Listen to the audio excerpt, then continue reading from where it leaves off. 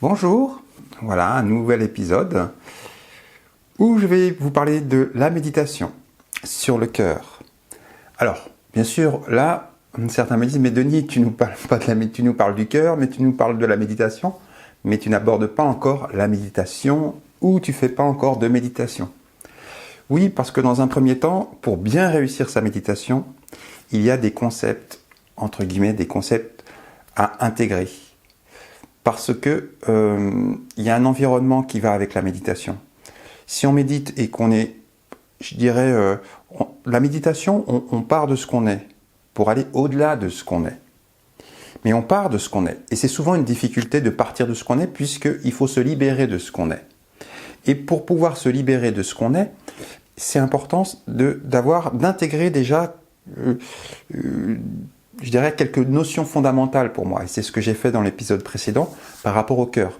Et c'est ce que je vais refaire dans cet épisode par rapport à la lumière. Je suis obligé d'apporter ce que je vais appeler un environnement qui va être plus propice à la méditation. C'est-à-dire un environnement mental qui va nous permettre de mieux lâcher, de mieux aller en profondeur parce que on a intégré, j'ai envie de dire, l'infrastructure qui va nous permettre de lâcher. En fait, il y a l'esprit et il y a qu'est-ce qui maintient notre réalité, qu'est-ce qui maintient notre esprit, qu'est-ce que nous on perçoit du monde. Et donc il faut commencer à aller travailler sur nos perceptions du monde, ce qu'on croit, pour ensuite aller plus loin dans la méditation. Mais si on médite direct, c'est difficile souvent ensuite de lâcher ses croyances, de prendre ce point d'appui, parce qu'en fait quand on médite, il y a toujours ce point d'appui qui se fait en nous-mêmes. Et donc ce point d'appui, il faut le travailler. Et donc ces idées, ces concepts que je vous transmets avant de vous apporter pleinement la méditation, pour moi sont importantes parce que cet environnement mental des croyances, des connaissances sont très importantes pour plus facilement rentrer dans la méditation par la suite. C'est pour ça que je vais encore donner quelques données importantes pour vraiment que vous les intégrez. Et quand vous allez les intégrer, vous allez voir qu'ensuite, méditer et plonger dans le cœur va être beaucoup plus facile. J'ai abordé la lumière, l'importance de méditer sur le cœur, mais sur la lumière dans le cœur. Alors, je vais vous expliquer pourquoi. J'aime bien cette phrase « de l'obscurité jaillit la lumière ». Au début, il n'y avait rien et la lumière a jailli. La lumière a jailli de cet espace, de la vacuité, ce que j'ai envie d'appeler cet espace, la vacuité, de quelque chose qu'on cherche encore à comprendre les origines. Mais c'est cette lumière qui est partie de cet espace, de ce vide, là, le terme qui avait été pris, c'est l'obscurité, mais c'est peut-être pas de l'obscurité. Et cette lumière est partie. Et aujourd'hui, ce que la science nous apprend, c'est que la matière, en fait, est lumière.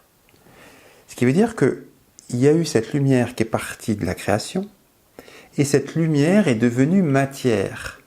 Elle s'est densifiée pour devenir matière. Mais dans la matière, on retrouve la trace de la lumière.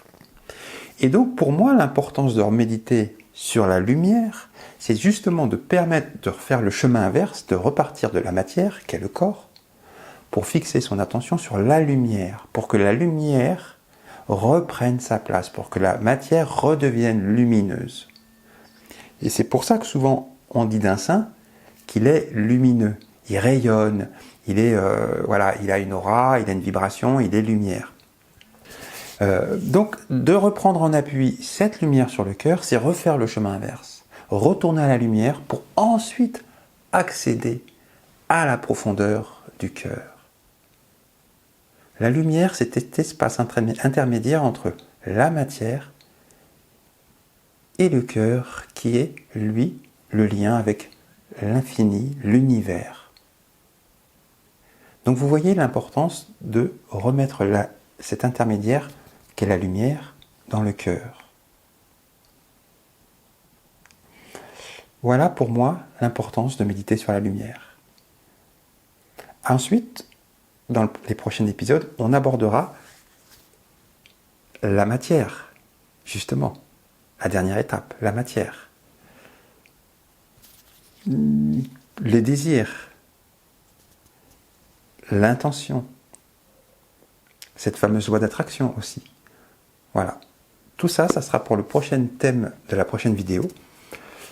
À très bientôt. Pensez à vous abonner pour rester informé de quand est-ce que sortent les vidéos. Et je vous dis à très bientôt et une bonne journée posée sur votre cœur. Au revoir.